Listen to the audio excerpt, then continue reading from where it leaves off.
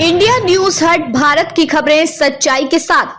महाराष्ट्र में स्कूलों में हिंदी को अनिवार्य तीसरी भाषा बनाने का फैसला अब रद्द हो चुका है। राजनीतिक विरोध और जनभावनाओं के दबाव में सरकार ने 16 और 17 अप्रैल को जारी अपने दोनों आदेशों जीआर को रविवार को वापस ले लिया। इस फैसले को मराठी अस्मिता और भाषाई अधिकारों की जीत के रूप में देखा जा रहा है। क्या था वो विवादास्पद आदेश? 16 अप्रैल 2024 को महाराष्ट्र सरकार ने आदेश जारी किया था कि कक्षा 1 से 5वीं तक हिंदी को तीसरी भाषा के रूप में पढ़ाना अनिवार्य होगा। हालांकि छात्रों को अन्य भारतीय भाषा चुनने का विकल्प दिया गया, लेकिन हिंदी को मूल रूप से डिफॉल्ट स्थिति में रखा गया था। इस आदेश का काफी विरोध हुआ, खासकर महाराष्ट्र के भाषाई और राजनीतिक संगठनों की ओर से। विपक्ष का विरोध और ठाकरे बंधुओं की रैली इस आदेश के खिलाफ सबसे मुखर विरोध राज ठाकरे और उद्धव ठाकरे ने किया। दोनों ने मिलकर 5 जुलाई को संयुक्त रैली का ऐलान किया था। इसे लेकर राजनीतिक हलकों में हलचल मच गई थी, क्योंकि ये वही दो नेता हैं जो आमतौर पर एक मंच पर नहीं आते। इस रैली से पहले ही सरकार ने फैसला पलट दिया, जिसके बाद संयुक्त रैली रद्द कर दी गई। राज ठाकरे ने कहा, हिंदी थोपने की कोशिश विफल हो गई, अब आगे क्या बनी है नई समिति।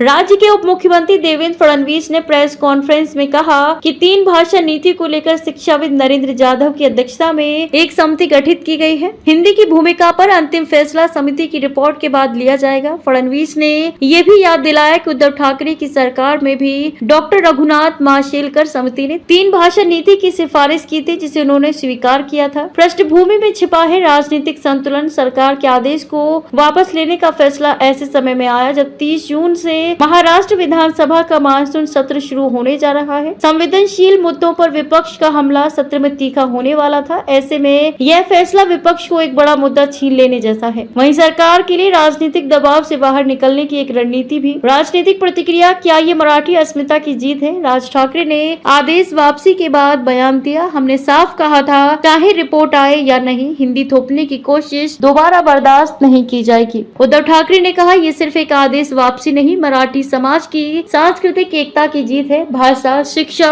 और अस्मिता का टकराव, ये विवाद सिर्फ एक शैक्षणिक नीति तक सीमित नहीं रहा, यह बन गया संविधान में राज्यों को भाषाई अधिकार मिलने का सवाल और मराठी बनाम हिंदी की पहचान का टकराव। भले ही हिंदी भारत की राजभाषा हो, लेकिन इसे महाराष्ट्र जैसे राज्य में अनिवार्य बनाना, खासकर कक्षा 1 से ही कई लोगों को हिंदी थोपने की कोशिश लगी। अब क्या होगा? नीति पर फिर से विचार। अब नई गठित समिति इस बात पर चर्चा करेगी कि 3 भाषा नीति कैसे लागू हो, किस कक्षा से शुरू हो और क्या हिंदी को अनिवार्य करना शैक्षणिक दृष्टि से जरूरी भी है या नहीं। इस बीच स्कूलों में अब कोई नई भाषा अनिवार्य नहीं रहेगी। छात्रों को स्वतंत्र चयन का अधिकार मिलेगा। निष्कर्ष, संवाद से ही नीति टिकती है, थोपने से नहीं। भाषा केवल पढ़ाई का माध्यम नहीं, समाज की आत्मा होती है। जब कोई सरकार भाषा को लेकर निर्णय लेती है तो उसे भावनाओं और पहचान दोनों का ख्याल रखना चाहिए। महाराष्ट्र सरकार का फैसला बताता है कि संवाद और विरोध दोनों मिलकर लोकतंत्र को दिशा देते हैं और यही सिखाता है नीति वही चलेगी जो लोगों के दिल से निकले, ना कि केवल सरकारी आदेशों से।